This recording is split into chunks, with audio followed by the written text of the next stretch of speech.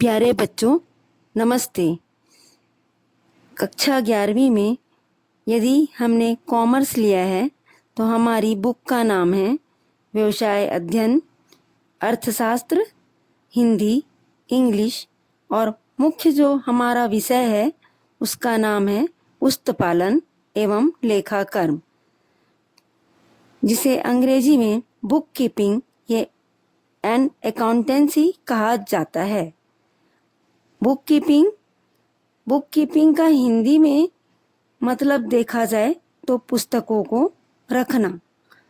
पुस्तकों को रखना, ये कैसी पुस्तकें हैं जिसको रखा जाता है? वित्तीय लेन देन का व्यवस्थित और सटीक रिकॉर्ड जिन पुस्तकों में रखा जाता है उसे पुस्तपालन कहा जाता है। वित्तीय लेन देन एक नया शब्द है बच्चों के लिए। वित्तीय लेन देन का मतलब दो व्यक्ति के बीच में धन या वस्तु संबंधी व्यवहारों का जो लेन देन होता है उसे वित्तीय लेन देन कहा जाता है।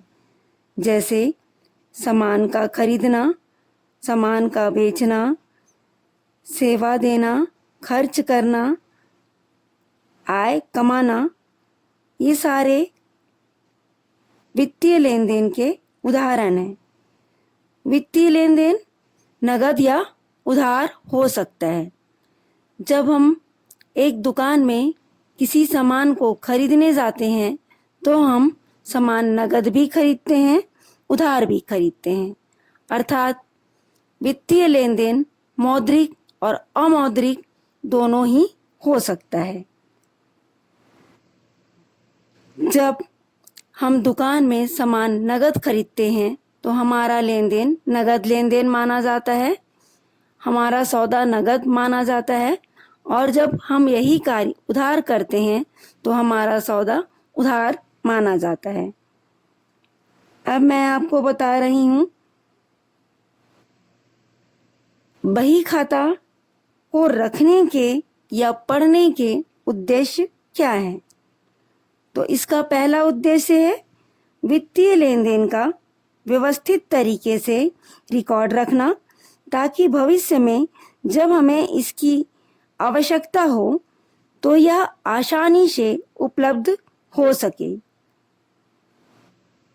यदि कोई व्यक्ति माल उधार खरीदता है और हम अपने ग्राहक का सौदा अपनी पुस्तकों में नहीं रख पाते तो हमें कैसे पता चलेगा कि वह व्यक्ति कितने का सामान उधार खरीद ले गया है या हमने कितने का सामान उधार बेचा है।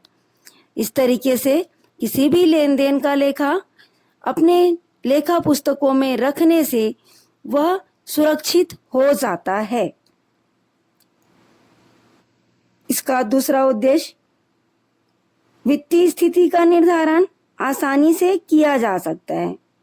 जब व्यापार की वित्तीय स्थिति का पता हम आसानी से लगा सकते हैं, हमें व्यापार में लाभ हो रहा है कि हानि हो रहा है, हम माल कितने का उधार खरीदे, कितने का उधार बेचे, या हमने नगद लेन देन कितने का किए और हमें कुल कितने लाभ प्राप्त हुए या कितनी हमें हानि हुई, हमारा व्यापार लाभ पर चल रहा है या हानि पर चल रहा है। इस तरीके से लेखा पुस्तकों को रखने से हमारे व्यापार का वित्तीय स्थिति का निर्धारण आसानी से किया जा सकता है। तीसरा उद्देश्य अवरोधों का पता लगाना। वित्तीय रूप से जो क्षेत्र कमजोर हैं उनका पता हम अपने लेखा पुस्तकों के माध्यम से आसानी से लगा सकते हैं। ऐसा कौन सा कारण है जिसकी वजह से व्यापार का लाभ कम हो रहा है या खर्चे अधिक हो रहे हैं? ऐसा कौन सा मद है जहां हमारे खर्चे अधिक हो रहे हैं? लेखा पुस्तकों का उचित हिसाब रखने से यह जानकारी आसान हो जाता है। चौथा उद्देश्य वित्तीय विवरण का निर्धारण या वित्तीय विवरणों का निर्माण। वित्तीय विवरण का मतलब होता है एक ऐसा विवरण जिससे हम अपने व्यापार का लाभ या हानि आसानी से पता लगा सकते हैं या व्यापार की आर्थिक स्थिति का निर्धारण कर सकते हैं। वित्तीय विवरण में आते हैं व्यापार खाता, लाभ हानि खाता, व्यापार की स्थिति विवरण।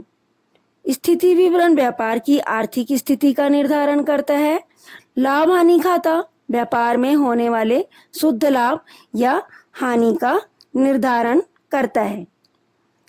पांचवा, लेखा पुस्तकों के माध्यम से बेहतर निर्णय लेने में आसानी होती है।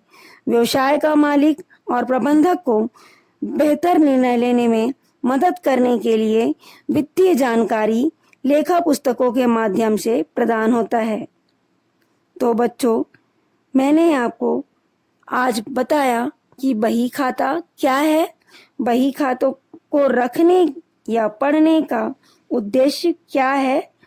इन दोनों को हम आसानी से समझ सकते हैं और हम इस निर्णय पर पहुंच सकते हैं कि बही खाता व्यवसाय के वित्तीय व्यवस्था को बेहतर ढंग से समझने और व्यावसायिक निर्णय लेने में मदद करता है।